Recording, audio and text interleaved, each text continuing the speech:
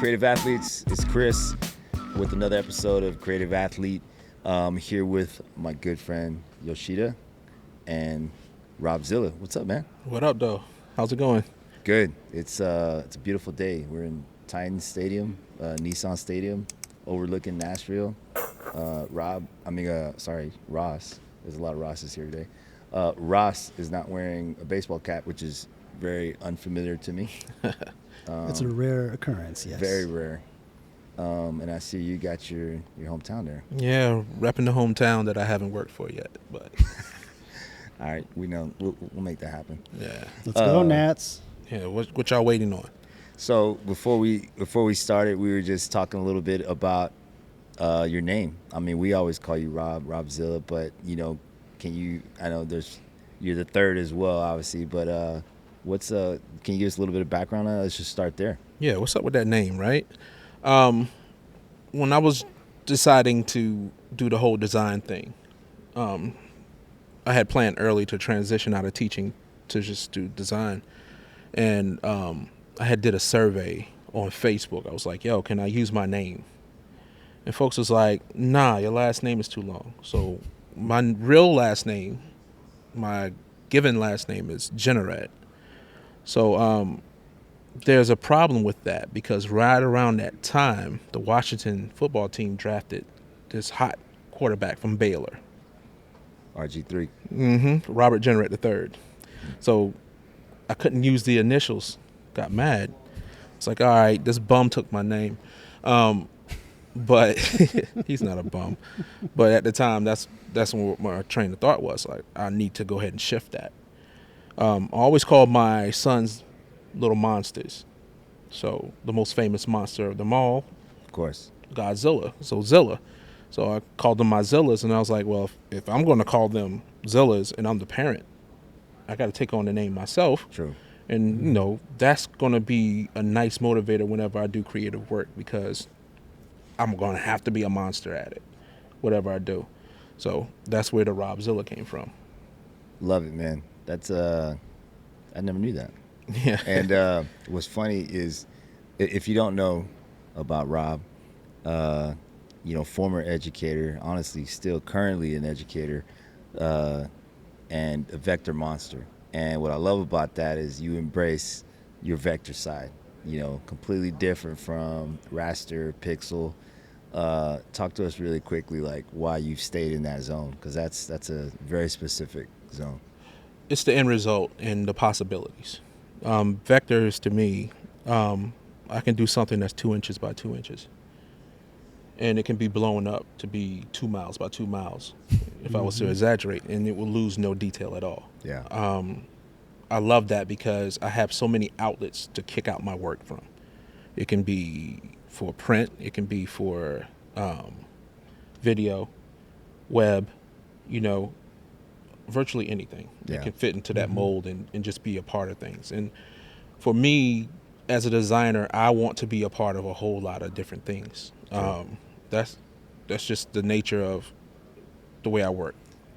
So when did you, how old were you when you first discovered vector art? What is it, like an illustrator, your first exposure to it, or? First exposure was with Illustrator. I'm sharing this because everybody's been through it.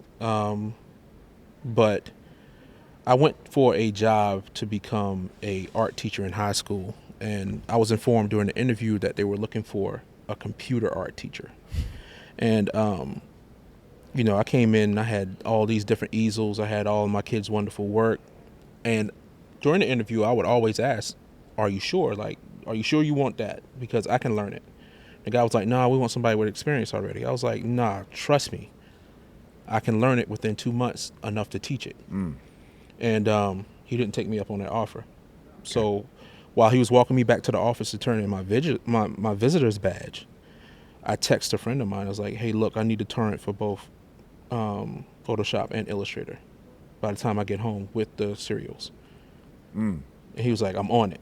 A lot of people might not know about that serial number. They don't know about the serial. There was a famous person. Everybody had his serials. But like many creators, that's how I got into that software.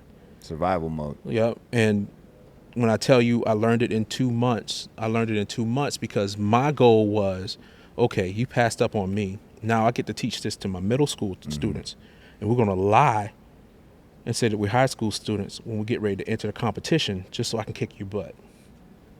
So that was the frame of mind at that time. But then reality hit. We didn't have the budget to upgrade the computers in order to put the software on it. That's wild. Yeah. Totally new game now, though. Yeah. Not even remotely an issue. Way different game. Yeah. Shout out Adobe, man. It's just so accessible. It's unbelievable. Yeah, and forgive me, Adobe. I partner with y'all a lot, but that's how I got into it.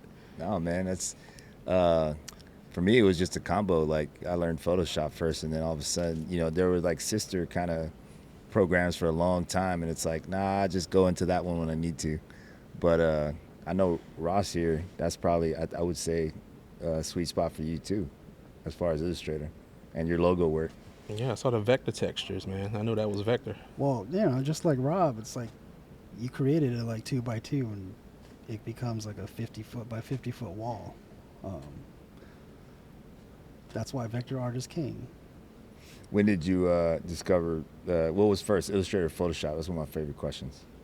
Photoshop for me. What about you, Ross? I want to say Photoshop as well. Okay. Yeah, you rarely meet folks who like stumble upon, I mean, they're completely different. It's ridiculous. Yeah, but jumping into the waters are the same when you jump into it. It's true. Yeah. And now they're so like integrated as well. It's crazy. Hey, so Rob, if anyone Googles your name, all these illustrations of sports figures show up. Why is that? And why have you stuck with that genre? That was the master plan. My motto at the time was, if I can't do it, draw it. I love sports. They're a key component to everything. I think it's one of the most important components to everything. So I'm not the best ice skater, but hard to believe. I can draw some mean ice skaters, Caps, go Caps. But that's that, and that presence, I wanted that intentionally. I wanted you to be able to Google my name and just see a whole flood of stuff just hit you, because I didn't want it to be any mistake on where it was coming from. It's good. Yeah, but when I first started drawing on the iPad, this was like 6 months after the iPad was released. I did it while watching sports, with the intent on having something done by the time the game was over with. Really? So of course, the starting sport that I did was baseball, 4-hour-long games before the clocks. You get what I mean? So I would start an illustration, and I wanted to have an illustration done by the time I got finished watching the game and drawing at the same time. This was practice. So when the opportunity arose to do some work for DC United, I started doing infographics for them with a partner of mine, Ben Mahler. I was already ready for the tight deadlines and everything that came along with it, with enough wiggle room for refinement. And I always work towards that, like, maybe I shouldn't do this next time. Let's shave that off. During the talk tomorrow, I'm going to talk about getting naked. Not in the virtual sense, but sometimes your best work, what you feel is your best work, you can take some of those layers and mute them or hide those layers, and it's just as effective as all that little stuff that you spent 3 hours extra adding on there. That's unnecessary. That's interesting. Yeah. It's I've usually heard the opposite. It's like the details, but I see what you're saying. It's like minimal, it's clean. You can see that in your work. Now that you expressed it, I get it. Yeah, and what it's basically doing is you're just establishing your baseline. Okay, I can do this with this much time at this budget, but I can also do extra if you want it. Yeah. So I can go ahead and add the extra sauce and cheese onto it, just to kick it and give it enough punch. But I'm going to show you the baseline. It's those add-on sales like we were just talking about when you were working at Foot Locker. The socks and the I cleaners. hear it. Let me ask you this, because you're an educator. Well, I guess I want to ask you this. Like, I feel like you give away everything that's in here. You give away all your knowledge and all your tips and all your tricks, and like that's a I always think like that's a moment that some people never get to. It's the reverse, you know. It's like, well, this is my treatment. These are my textures. Um, and so I just was curious. Was there a moment in your career where you decided to say, you know what, I just let it out. Like I just show them how to do it, or was it just, you know, like what was that? Was there a moment, or you were just always like that? It was a moment, but within that moment, what I do is I'll give a disclaimer. So I'll basically say, you know, this is how I would do it. Now, what you need to do is just take from what I'm about to show you the pieces that you need and just leave the rest.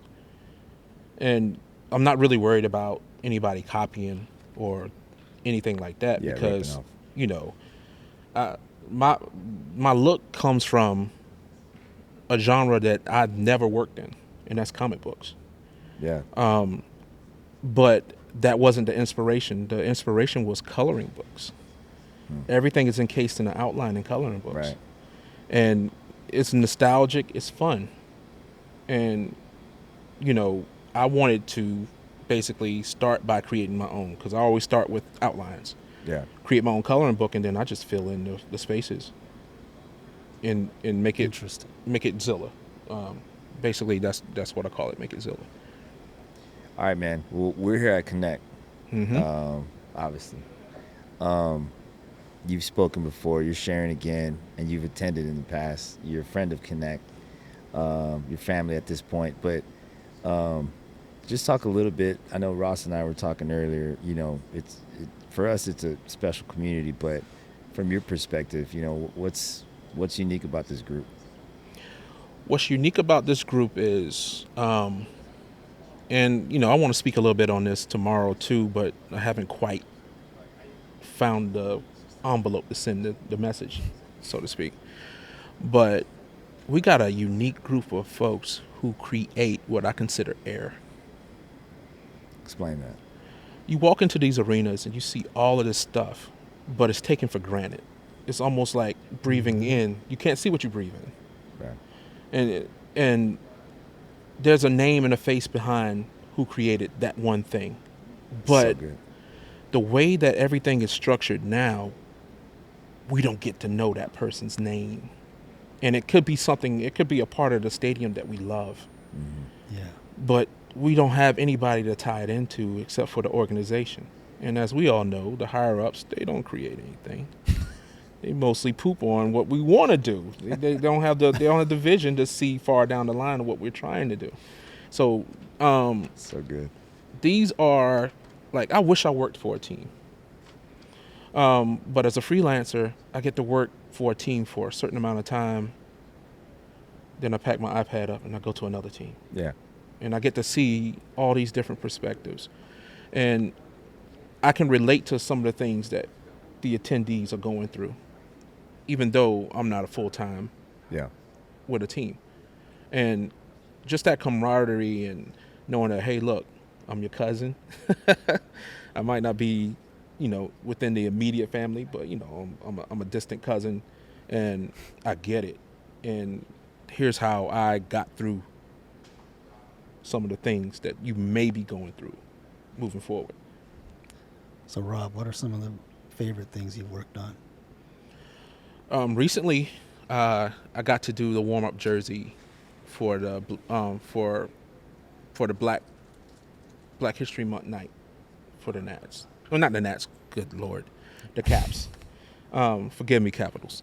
But I got to do that warm-up jersey, and there was a big campaign built around it. We raised a lot of money for youth hockey, but I got to learn aspects of the sport within that experience that I never knew.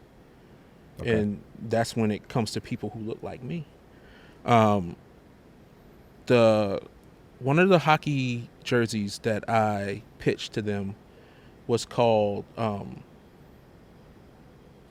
26% of 3.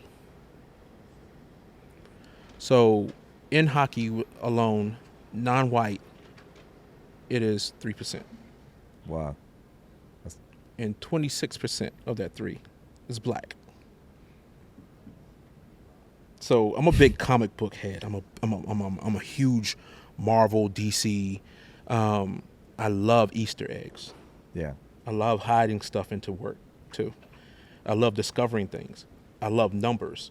So I had worked out how to reflect those numbers and give somebody a glimpse of that's what deep. that actually, how big that number actually is or isn't. Yeah. Yeah. Well, the marketing team and everybody else, they felt that I needed to focus on just the Caps. Rightfully so. So we had 13 black alums, and I watched a film by Kwame Mason. He'd be great for a future MLC, by the way. But Kwame Mason is a historian when it comes to hockey, when it comes to black hockey players. Okay. He has a documentary called Soul on Ice. And in that documentary, there was a former player who said, you know, we always have dreams of having a black line. Black lines. Mm-hmm. Okay. When I draw, I use black lines all the time. And I found a way to basically makeshift gradients in Fresco, the program that I use. Make one color bleed into another color without actually using a gradient. I forced the viewers to do it by putting parallel lines close enough to each other where it gives off that effect as it's fading into one to the other. Yeah. Plus, I was a big television head when I was younger, so I loved to have lines go across my compositions to remind me of how that screen used to look before we got 4K, 8K, 16K, okay. You know what I mean? So, since I use these close lines, I was like, oh, let's show this shift of how it once had a lot of black players in the Washington team, in the Caps.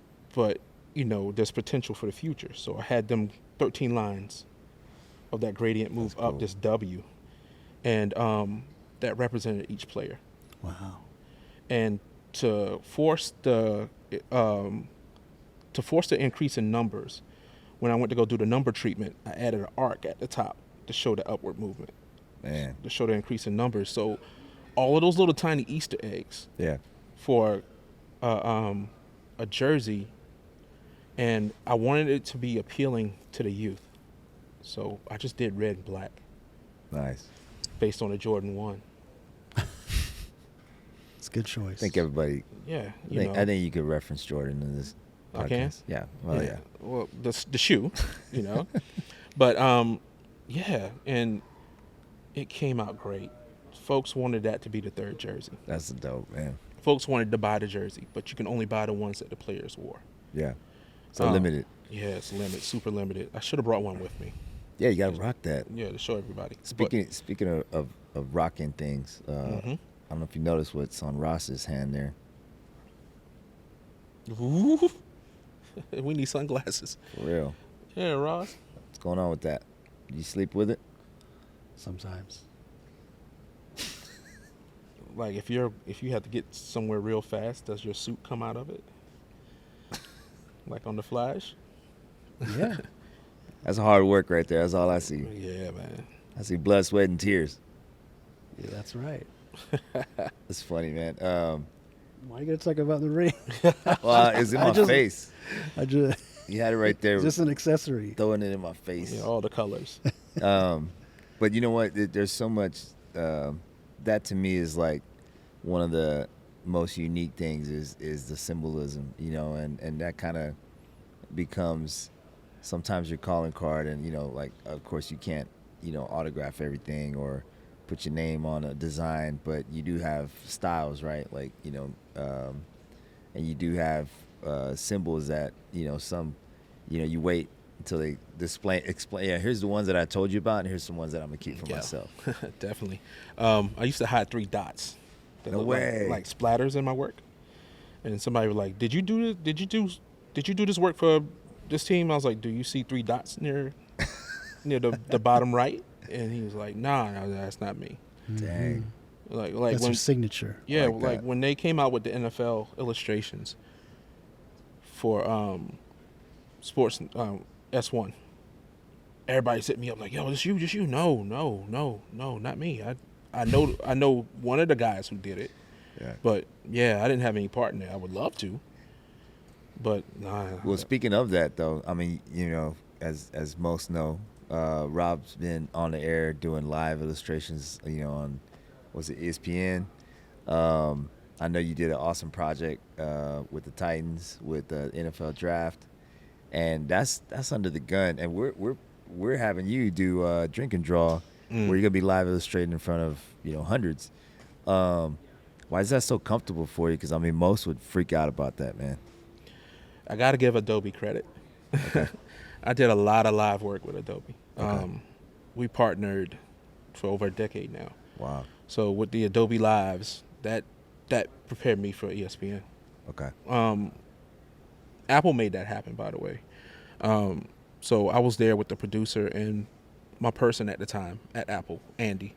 And they were worried because it was like 10 minutes before we went live, and I was there unfazed, partly because I was sleepy. Because Scott's show comes on pretty late for East Coast, so the Mountain Dew and gummy worms was wearing off because that's what I had before that.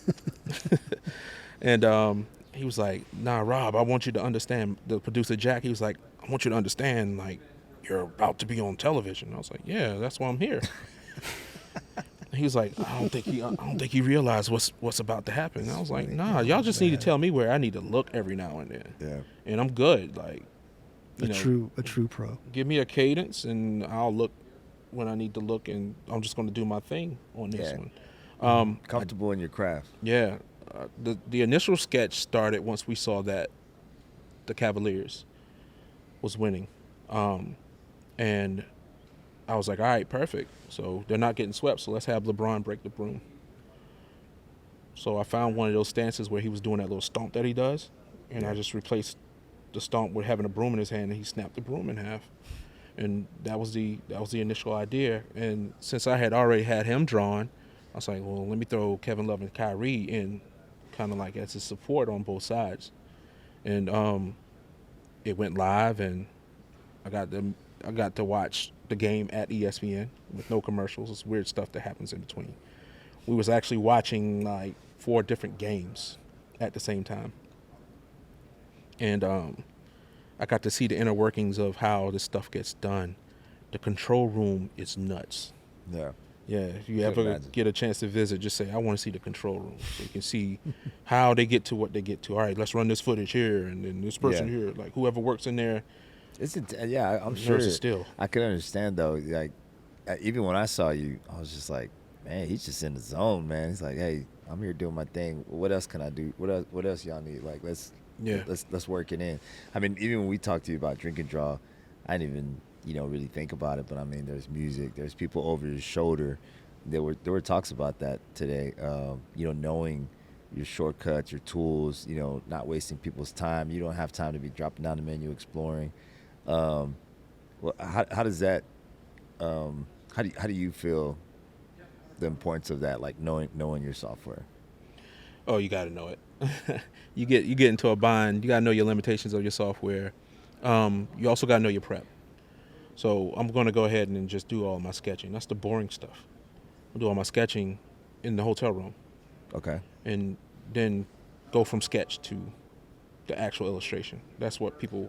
You know what, man? See. Honestly, I just didn't know that. Yeah. I thought it was more like. So about how many sketches would you go through to get to a point where you want to create a composition? I work within one.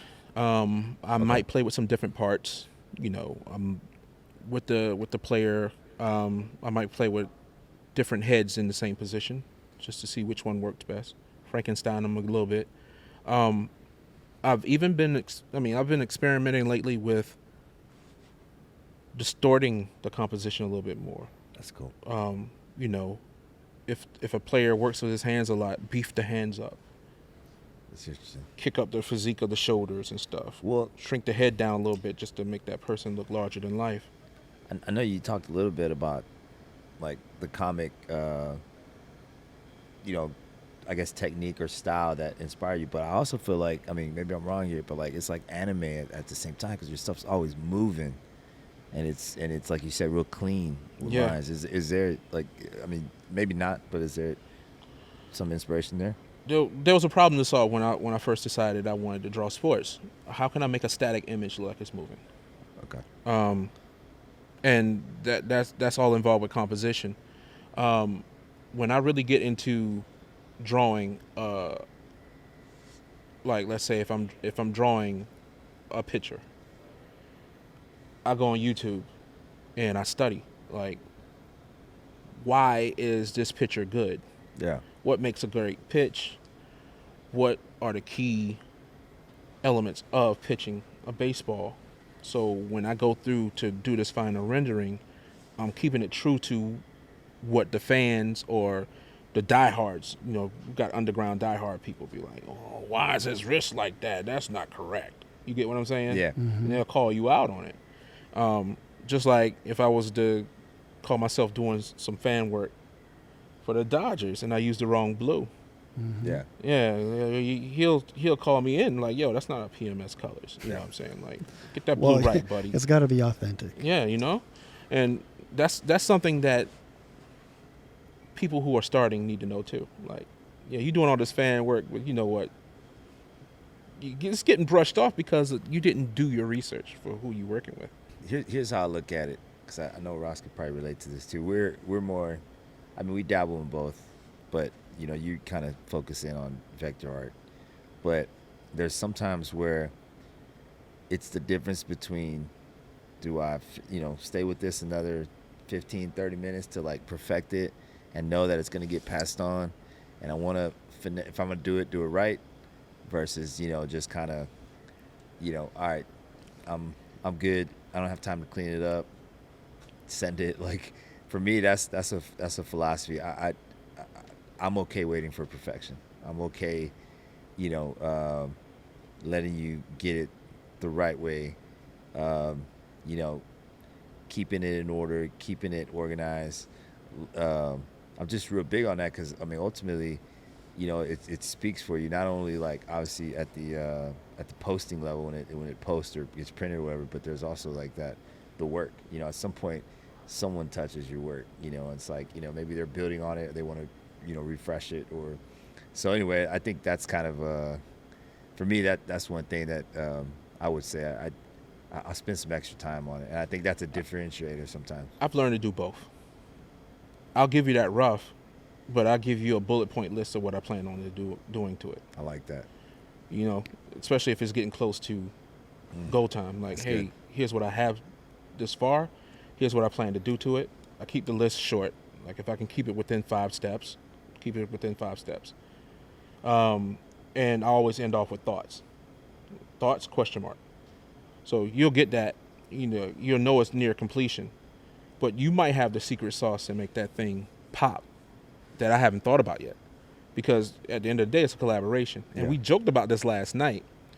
But I told someone, like, when you're working with clients, sometimes you got to be Patrick Swayze and get behind them at the potter's wheel and make it romantic. We're doing this together. You know what I'm saying? Mwah, But, that builds that relationship. That lets you get back onto the playing field again. Like, I helped you with this play. When you gonna put me back in so I can help with this next play? Yeah. And that's what I'm always looking for. I don't like one and done. I don't like one and done at all. Yeah, that's the.